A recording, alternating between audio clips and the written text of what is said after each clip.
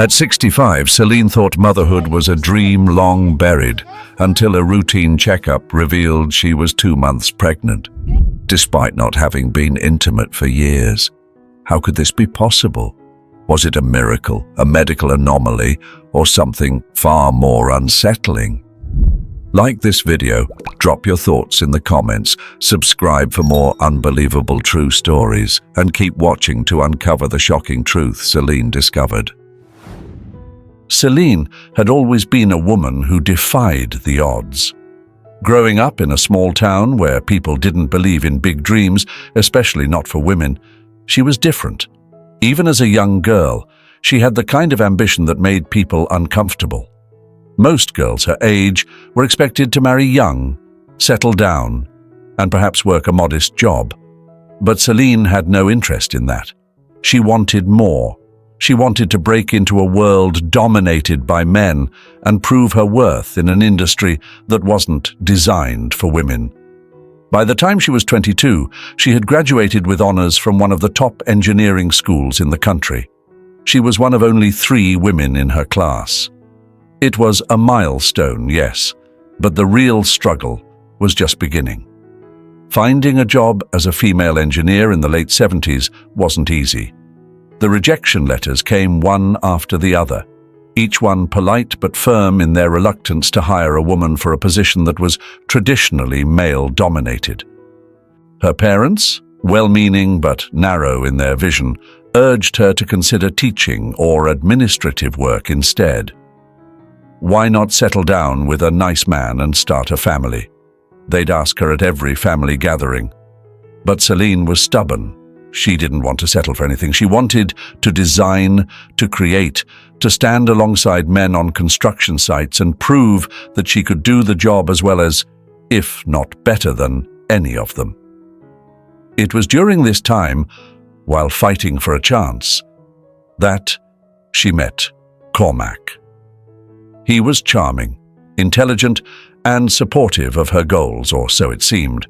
Cormac was a fellow engineer, already established in the field. He had connections, and it was through him that Celine finally got her foot in the door. He was her advocate at work, convincing the all-male leadership team to give her a chance. And that was how Celine's career in construction and engineering truly began. As the years passed, the two grew closer. Working together every day, they shared dreams and frustrations. Their mutual respect for each other turned into affection, and soon after, into love. Cormac understood her drive, or at least he pretended to, and that made her fall for him even more. After a decade of working and building a life together, they got married. It seemed perfect. Celine had what she thought was the ideal balance: her career and a supportive partner. But cracks in the marriage began to appear when Celine expressed her desire to start a family. By this time, she was 40, and the clock was ticking. Cormac, however, was not interested. He made it clear that their careers were demanding enough, and bringing a child into the mix would be irresponsible. His reasoning was always coldly logical, void of emotion, which left Celine feeling alone in her yearning. Still, she tried to compromise, suggesting she could step back from work and focus on raising the child. But Cormac remained firm, refusing to budge. The discussions turned into arguments. The warmth between them began to fade, and the distance grew. Celine's longing for a child never waned. At 42, she started fertility treatments, even though Cormac showed little enthusiasm. She was desperate to hold a child of her own in her arms, to nurture and care for a life she'd bring into the world. But treatment after treatment, the results were the same: failure. The doctors told her that it was unlikely she'd ever conceive naturally, and even with intervention, the chances were slim. There was an evening that stuck with Celine, an evening that marked the beginning of the end. After another failed treatment, she came home early, heart heavy, wanting nothing more than the comfort of her husband. But as she opened the door to their home, the sound of laughter floated down the hallway from their bedroom. A woman's laugh. Celine's stomach dropped. Her pulse quickened as she walked toward the sound, her footsteps shaky and slow. She opened the door, and there, lying in their bed, was Cormac, wrapped in the arms of his young secretary. The room felt like it was spinning. The betrayal was suffocating. Celine's voice trembled as she tried to speak, but no words came out. Her world shattered in that moment, the betrayal cutting deeper than any wound she had ever known. The secretary, barely in her 20s, sat up, smirking. "I guess you weren't enough for him, huh?" Celine couldn't breathe. That night, as she packed a bag to leave, Cormac walked into the room, not with guilt, but with disdain written all over his face. "You have no right to act like this," he spat, his eyes cold and cutting. "You've lived off my money for years, Celine. My money. I'm the reason you've had this comfortable life, not you. You couldn't even give me things some young girls can do. Her skill is perfect."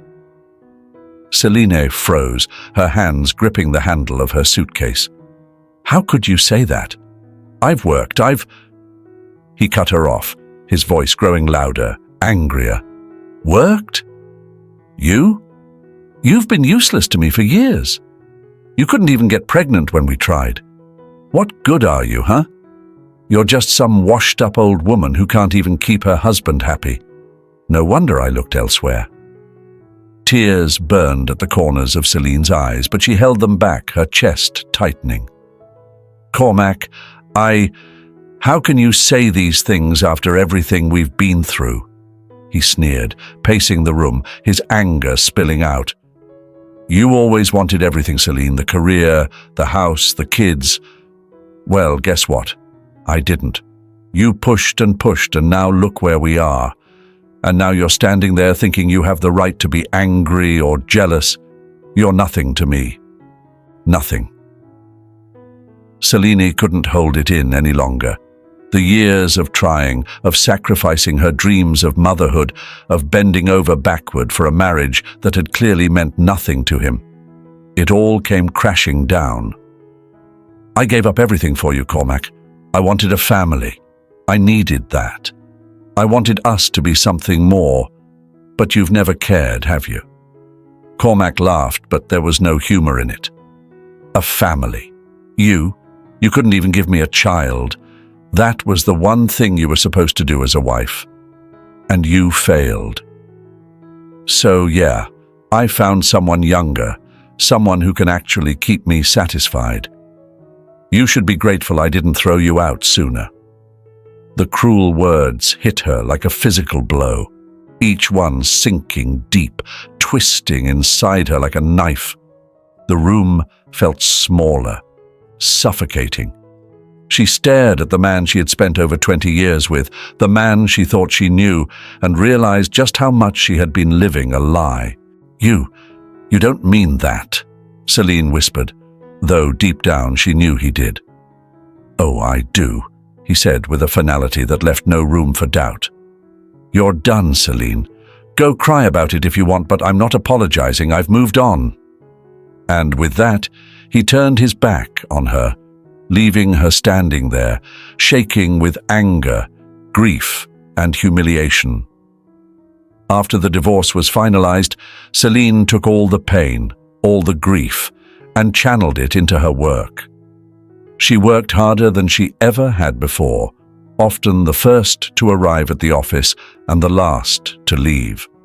Every project, every challenge became a chance to prove herself, not just to the men in her industry who still doubted her, but to herself. It wasn't long before her efforts paid off. Her meticulous attention to detail, her sharp mind, and her relentless drive earned her respect among her peers. She rose through the ranks of the company, becoming a project leader and eventually securing her place as the director of the firm.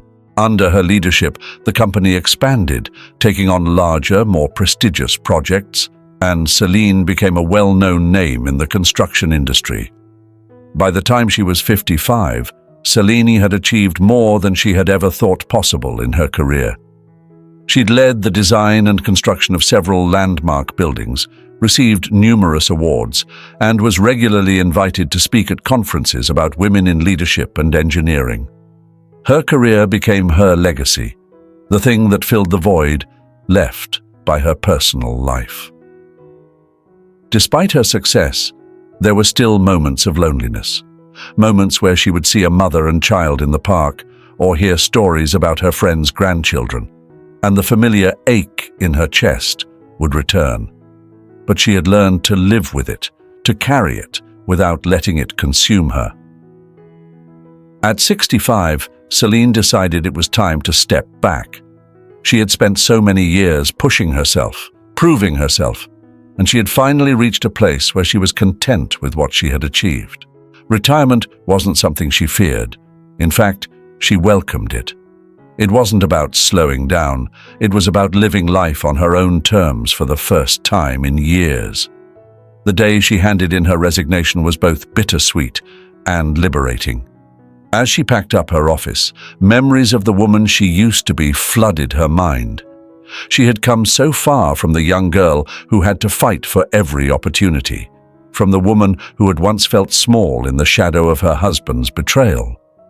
Now she was her own woman, strong, successful, and, most importantly, free. Once she was officially retired, Celine embarked on a new chapter of her life. She used her savings to travel the world, something she had always dreamed of doing but never had the time for. From the rolling hills of Tuscany to the bustling streets of Tokyo, Celine immersed herself in new cultures, new experiences, and, for the first time, lived for herself. She no longer felt the need to answer to anyone. There were no expectations, no pressures. The sense of freedom was intoxicating. Every new city, every new adventure was a reminder that she had survived the worst and come out stronger. She didn't need Cormac. She didn't need anyone to validate her worth. For the first time in a long time, she felt truly alive. Celine's life after retirement was one of simplicity and joy.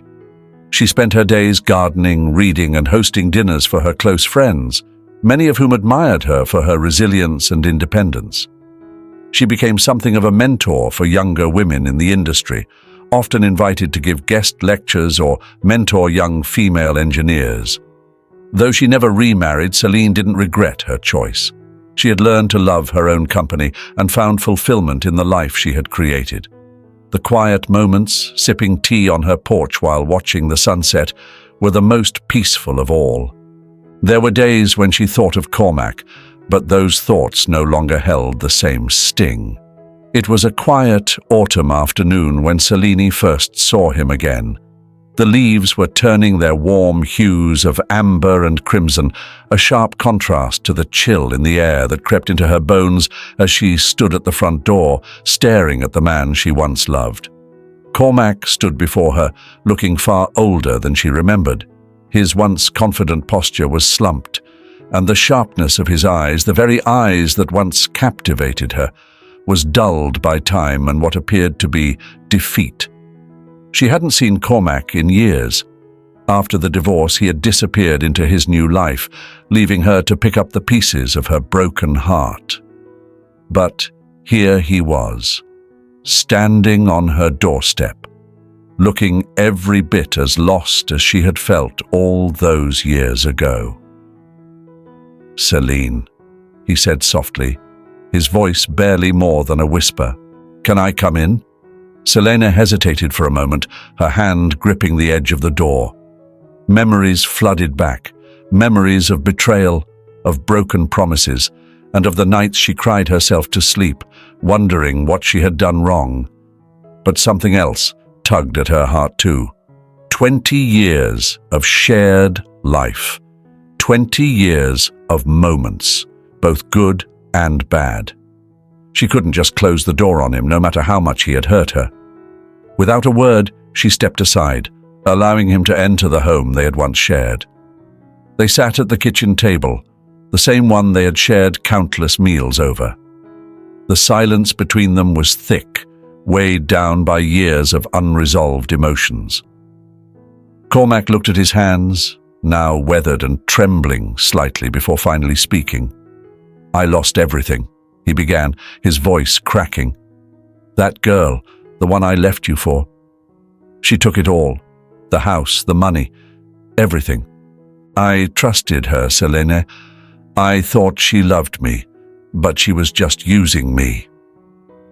Selene listened, her face expressionless. Inside, a storm brewed. She wanted to feel satisfaction, to revel in his downfall after what he had put her through. But instead, all she felt was a deep, hollow sadness. This man, the one she had spent 2 decades with, had become a shadow of his former self. Cormac continued, his words spilling out in a rush. "I was stupid, so stupid. She was young, and I was blinded by it all. She promised me everything, and I believed her. But the moment she got what she wanted, she was gone. I have nothing now, Selene. Nothing." He looked up at her, his eyes pleading. "I've made mistakes, so many mistakes, but I still love you, Selene. I never stopped loving you." Selene's heart clenched at his words, but it wasn't love that she felt. Pity, perhaps. Compassion, definitely, but not love. How could she love someone who had shattered her so completely? "You think you can come back after all these years, after everything, and say that you still love me?" Her voice was calm, but there was an edge to it, a sharpness that Cormac seemed to flinch at. "Love isn't something you can throw away and then pick up again when it's convenient for you." Cormac bowed his head.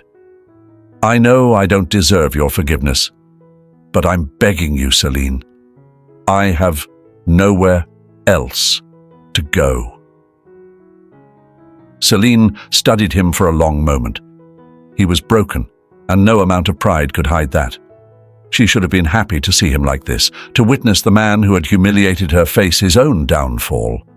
But all she felt was a deep sense of fatigue. She was tired of holding on to the anger, the resentment. It had weighed her down for far too long. "Stay," she said finally, her voice quiet. "You can stay here, but understand this, Cormac. We are not picking up where we left off. You are a guest in this house, nothing more." Cormac nodded, relief washing over his face. "Thank you, Selene. I know I don't deserve it, but thank you."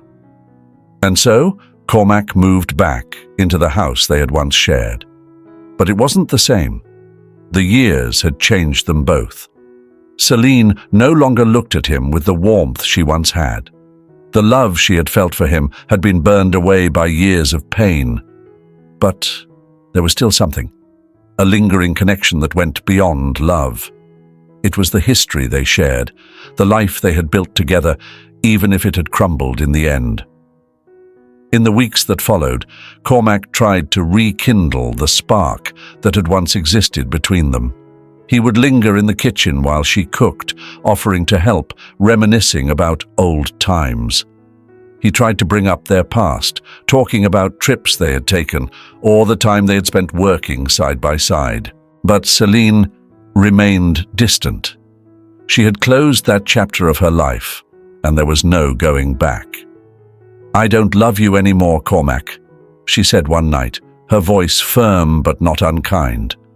"I can't pretend otherwise, but I do care for you. We spent 20 years together. To say that I feel nothing for you would be a lie. But it's not love, not anymore." Cormac looked at her, his face falling. "But I love you, Selene. I always have." She shook her head. "No, Cormac. If you loved me, you wouldn't have left. You wouldn't have betrayed me. What you feel now is regret. It's not the same." He was silent after that, and Celine knew he understood. Life continued quietly after that, but something in Celine's body was changing. She began to feel tired in the mornings, an exhaustion that seemed to settle into her bones. At first, she dismissed it as a symptom of aging. After all, she was 65 now. Her body was bound to slow down. But then there was the bruise. It appeared one morning on her neck, a small purplish mark that had no explanation. She hadn't bumped into anything, and yet there it was, standing out starkly against her pale skin. Weeks passed and the symptoms grew. Nausea in the mornings, an unexplainable heaviness in her abdomen. Celine brushed it off, telling herself it was nothing, just the normal aches and pains of growing older. Something was changing within her, and the quiet unease that had been simmering in the background of her life began to grow. Celine sat in the sterile white office of the doctor, her hands clasped tightly in her lap. The ticking of the wall clock seemed louder than it should have, each tick matching the quickening of her pulse. She'd been feeling tired lately, more so than usual. Then came the nausea and the constant, unexplainable fatigue. But the bleeding from her vagina, that was what sent her here. "Mrs. Delgado," the doctor said, stepping into the room with a file in his hands. He looked up at her, his face serious but soft, the kind of expression doctors wore when they had to deliver news no one expected to hear. "I have your test results."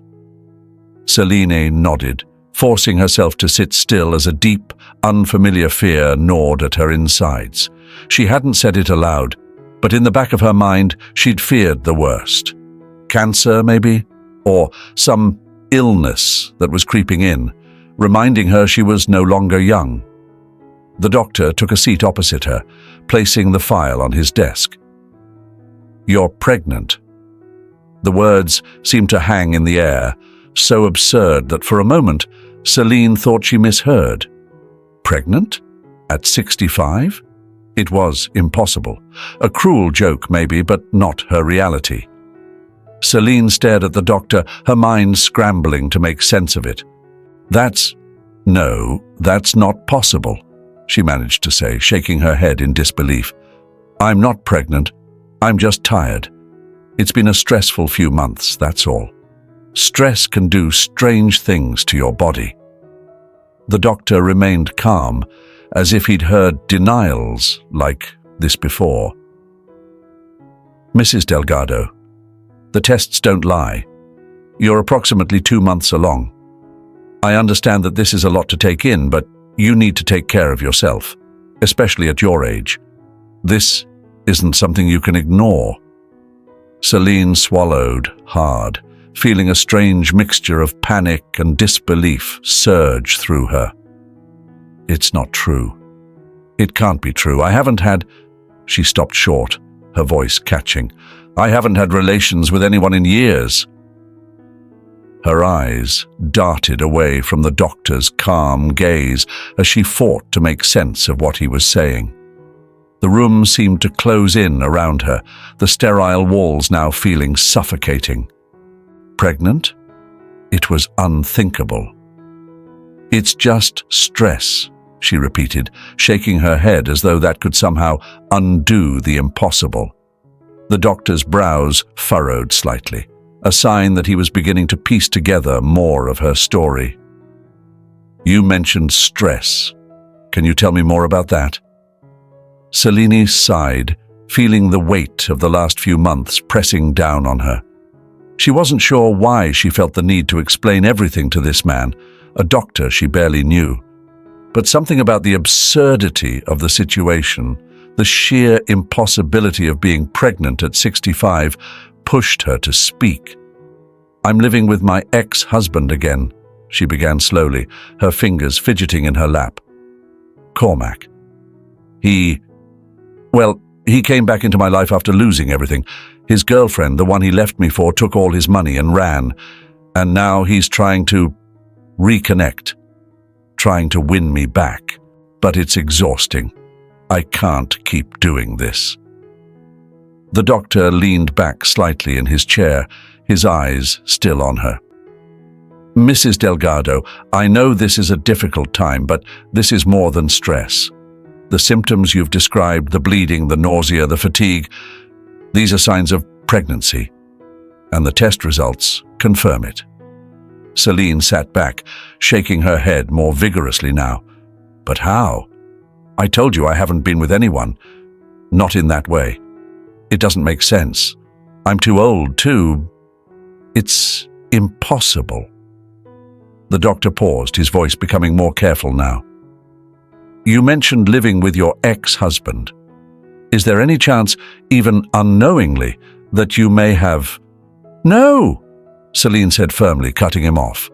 I haven't had any physical relationship with Cormac. We sleep in separate rooms, for God's sake." The doctor nodded slowly, but didn't dismiss her reaction. "Mrs. Delgado, there is a rare condition, a form of sleep disorder, where individuals engage in activities, including sexual activities, without being consciously aware of it. It's called sexsomnia. It's uncommon, but it can happen." Celine blinked, her stomach turning at the thought. "You're saying that I could have, without knowing?" "It's a possibility," the doctor said, his voice gentle but direct. "Given the fact that you're living with your ex-husband and you're certain you haven't been intimate consciously, this might be something we should consider." Celine felt her heart racing, her mind reeling. It was unthinkable. "But how would I even know?" The doctor looked at her thoughtfully. "There are ways to confirm if this is happening. Many people with this condition don't realize it until they take steps to record themselves while they sleep. You could try using a camera in your room. It might give you some clarity on what's happening during the night." Celine's breath caught in her throat. The idea of filming herself while she slept felt invasive, but at this point, nothing made sense anymore. If this was the only way to get answers, did she have a choice? She nodded slowly, her mind swimming with a million thoughts. "I'll do it," she said finally, her voice barely above a whisper. "I need to know." The doctor nodded in understanding. "It's important to figure out what's going on. And once we do, we can talk about your options moving forward. But for now, your health is the priority." As she left the office, the world outside felt colder, sharper, like everything had changed. Celine clutched her coat tighter around her as she made her way to the car. The absurdity of it all, the bleeding, the pregnancy, the possibility of something happening in her sleep, it felt like a nightmare she couldn't wake up from. The room was dim, the only light coming from the screen of Celine's laptop as she sat at the edge of her bed. The silence in the house felt heavier than usual, pressing down on her shoulders as her finger hovered over the play button. The camera she had set up the previous night was her last resort. She had to know what was happening, even if the truth terrified her. With a deep breath, Celine pressed play. The video started with the peaceful scene of her sleeping in bed, the faint rustling of the sheets, the only sound. She watched herself toss and turn, unaware of the strange reality about to unfold. Then, around 2 a.m., she saw it. The unmistakable movement of her body rising from the bed, almost as if in a trance. Celine's eyes widened in horror as she watched herself walk silently out of the bedroom and down the hall, her feet gliding over the hardwood floor. She followed the path to the living room where Cormac slept on the couch. There, in the pale moonlight filtering through the windows, the unthinkable happened. Celine, completely unconscious, initiated intimacy with Cormac.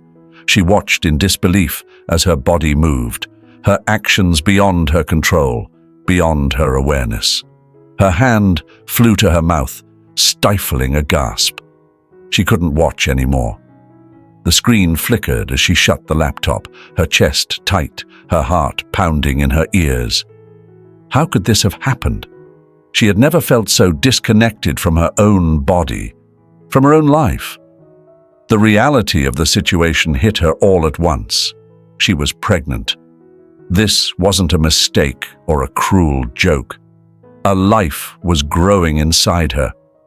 For a moment, beneath the layers of confusion and fear, there was a flicker of something else, something softer. A tiny warmth spread through her chest as the realization sank in. After all these years of thinking it was impossible, of giving up hope, she was going to be a mother. Later that evening, Selene sat at the kitchen table, her fingers tapping rhythmically against the wood as she waited for him to come home. When Cormac walked through the door, he seemed unaware of the storm brewing in the room.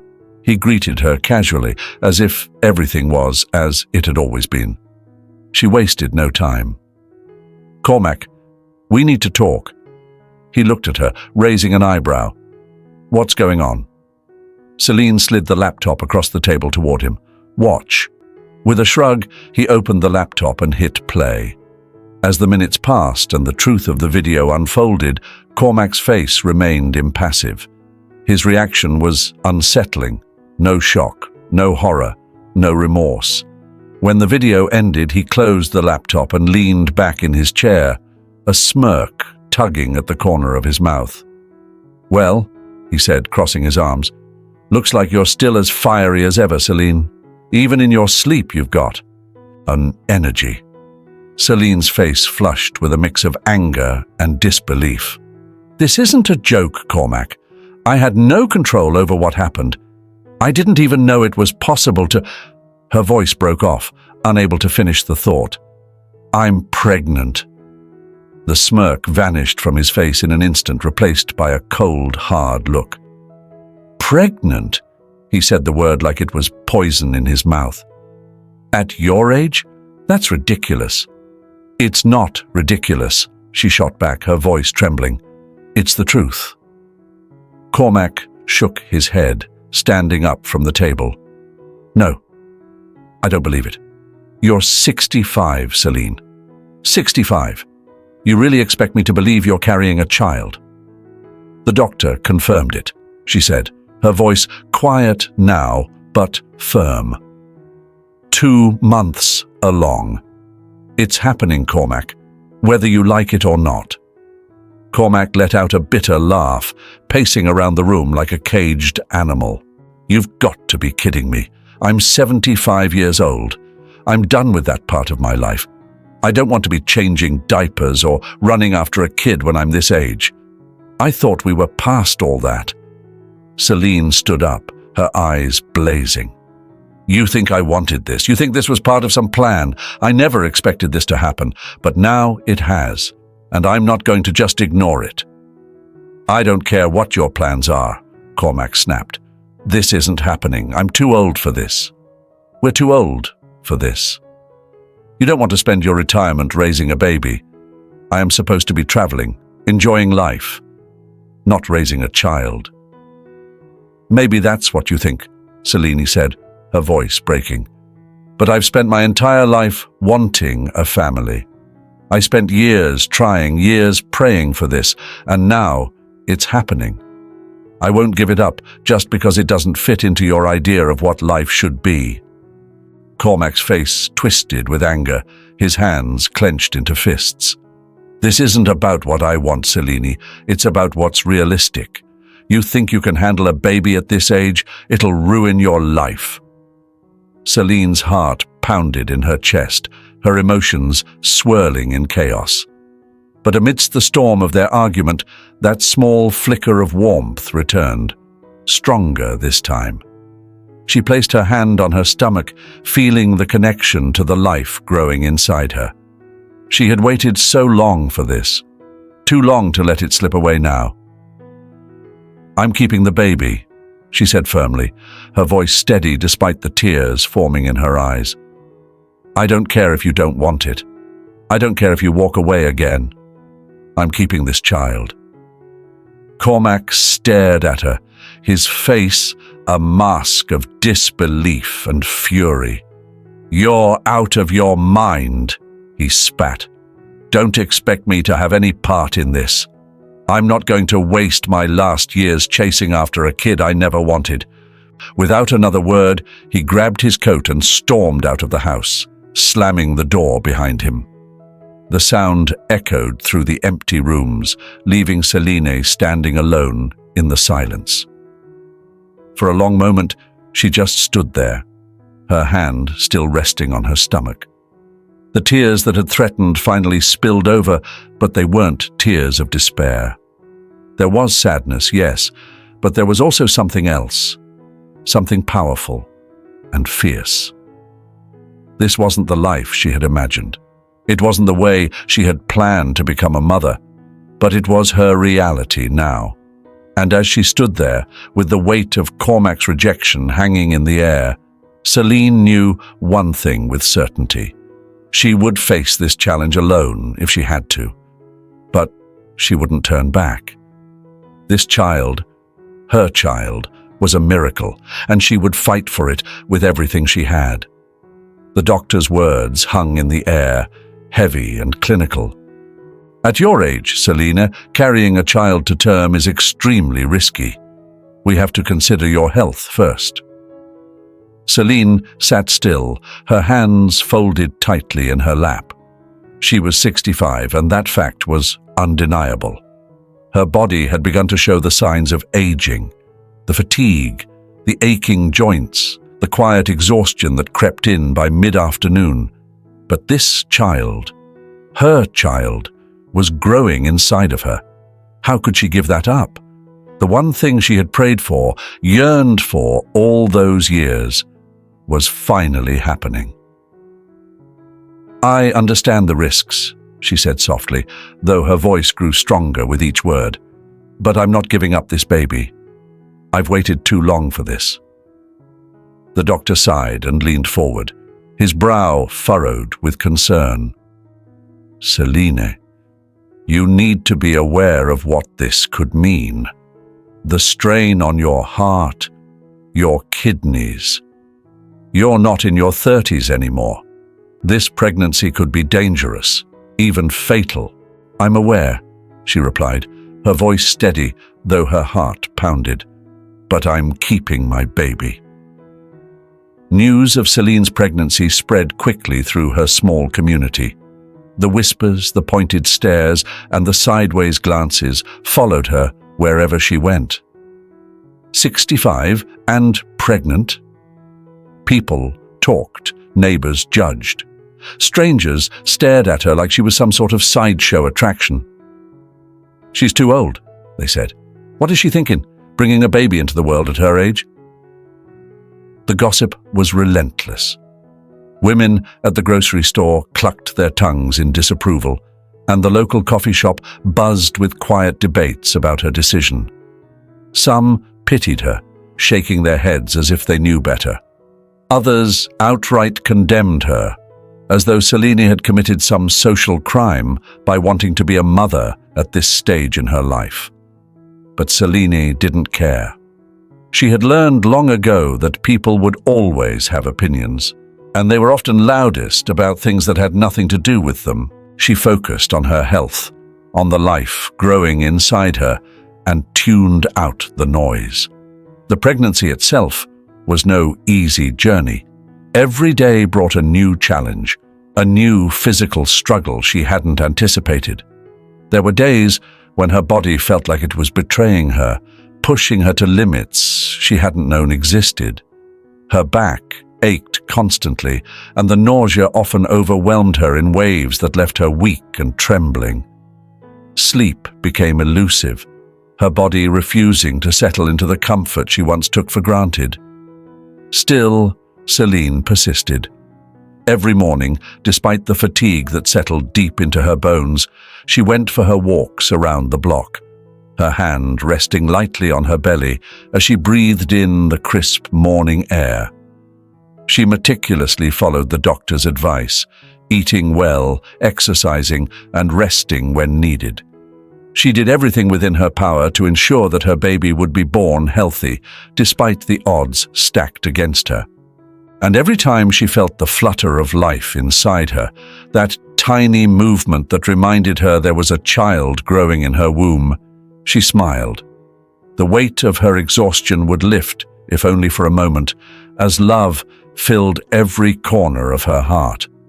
Her child was a miracle, and Celine clung to that miracle, even when her body screamed at her to rest, even when the world told her she was foolish. The months passed, and soon the time came. The day Celine went into labor was not without its complications. The doctors were on edge, prepared for the worst. But Celine stayed strong, holding on to her faith in herself, in her body, in the miracle she had been given. After hours of labor, Celine's strength began to falter. Her breath came in short gasps, her body worn and tired. The doctors worked frantically, their eyes filled with concern, but Celine kept going. She thought only of the child she was about to meet, the little life she had fought so hard for. And then, after what seemed like a lifetime, she heard it. The first cry of her baby. The room filled with the sound of new life, and tears filled Celine's eyes as they placed the tiny, wriggling bundle in her arms. She had done it. She had brought her daughter into the world. The doctors looked at her with amazement, some shaking their heads in disbelief.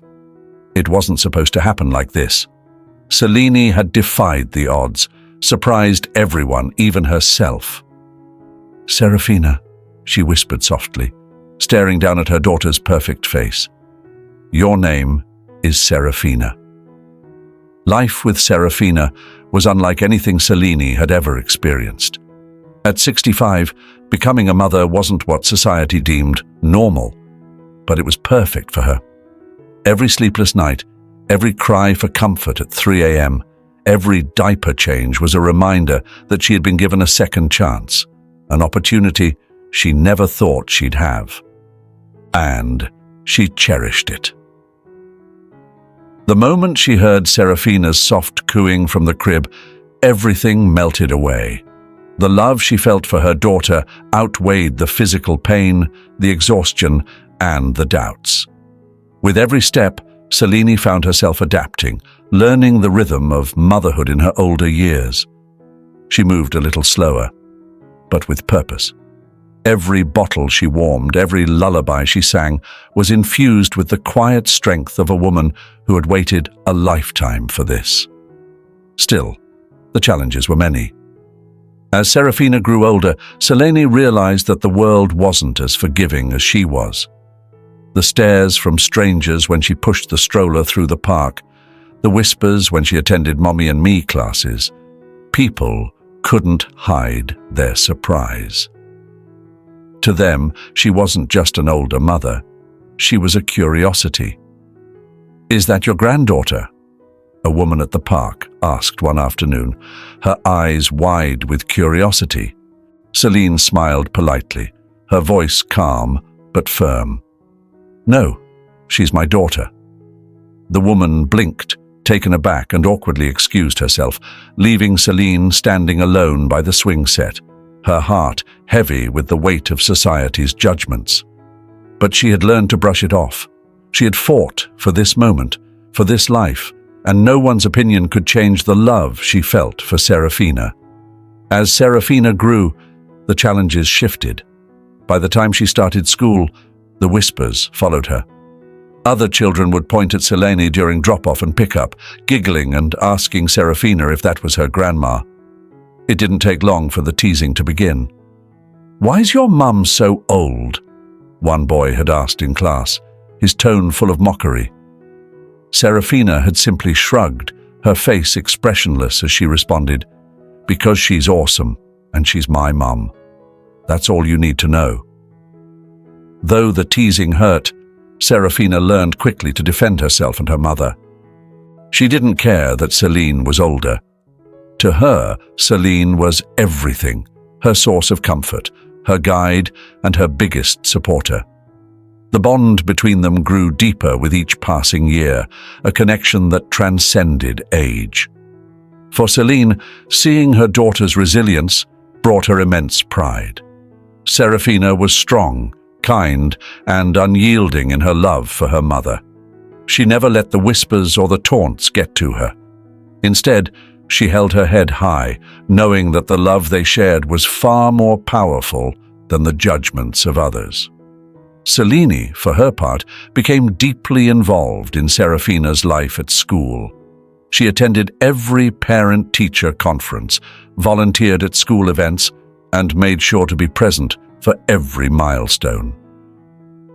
Over time, the other parents began to see Celine not as an anomaly, but as a mother who was as dedicated and loving as any of them. Slowly, respect replaced the curiosity and judgment. By the time Serafina reached her teenage years, Celine was in her 80s. Life had slowed down even more for Celine, but her love and commitment to Serafina never wavered. She was there for every dance recital, every science fair, and every late-night conversation about growing up. Serafina was blossoming into a young woman, full of curiosity and ambition, and Celine watched with pride as her daughter navigated the world with confidence. On Serafina's 15th birthday, they celebrated quietly, just the two of them.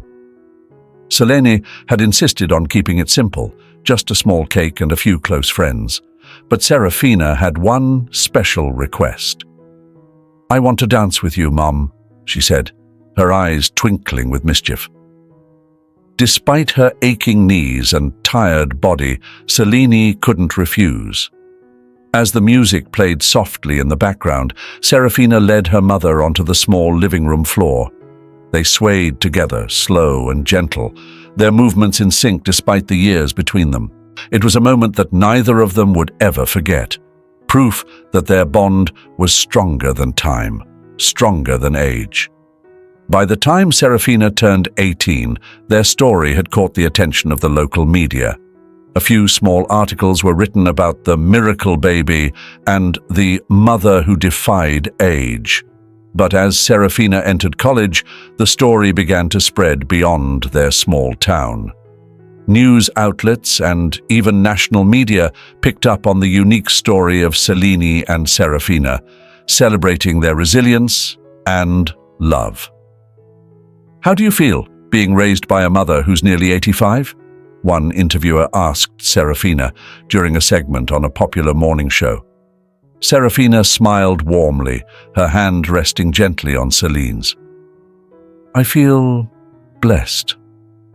My mother is the strongest person I know. She's taught me that life isn't about how much time you have, but how you spend that time with the people you love. I wouldn't change a thing." Of course, with the media attention came the critics. Some questioned Celine's decision to have a child so late in life, accusing her of being selfish. Others worried about Serafina's future, wondering if it was fair for her to grow up with an older mother. But Serafina wasn't fazed. She took to social media, writing heartfelt posts about her mother's strength and sacrifice. She defended Celine fiercely, sharing stories of their love and their journey together. "My mum is my hero," she wrote in one viral post. "She taught me that love has no age limit and that the only thing that matters is the time we have together. I wouldn't trade her for the world." Celine, in her quiet way, never let the criticism bother her. As she grew older, she became more reflective, often sitting by the window, watching the world outside with a soft smile on her face. She knew her time was limited, but she also knew that she had lived a full life, a life filled with love, challenge, and a daughter who was her greatest joy. One day, as they sat together on the porch watching the sunset, Celine turned to Serafina and said, "You know, life isn't measured by how long we live. but by the moments we spend with those we love. And I've spent every moment with you. That's all I've ever needed. Serafina, with tears in her eyes, leaned over and hugged her mother tightly. I love you, Mom. I love you too, Serafina. Always. Wow, what a powerful story. Selene's journey shows us the incredible strength of a mother's love, no matter her age or the challenges she faces. It reminds us that life doesn't always go as planned, but when we are given a gift, like Selene's late-in-life pregnancy, it's up to us to embrace it with courage and faith. Watching Selene choose to keep her baby despite the risks was so inspiring. It really made me think about the sacrifices mothers make every day for their children. And Serafina, growing up knowing her mother defied all odds for her. That's a bond no one can break. I have to thank God for the miraculous ways He works in our lives, guiding us through love, no matter how difficult the journey may be. It's a beautiful reminder that the greatest gift we can give or receive is love, and that it's never too late to experience that kind of connection. What do you think about Selene's decision? Would you have done the same in her shoes? I'd love to hear your thoughts, so leave a comment below. Let's keep this conversation going about the power of love, family, and resilience.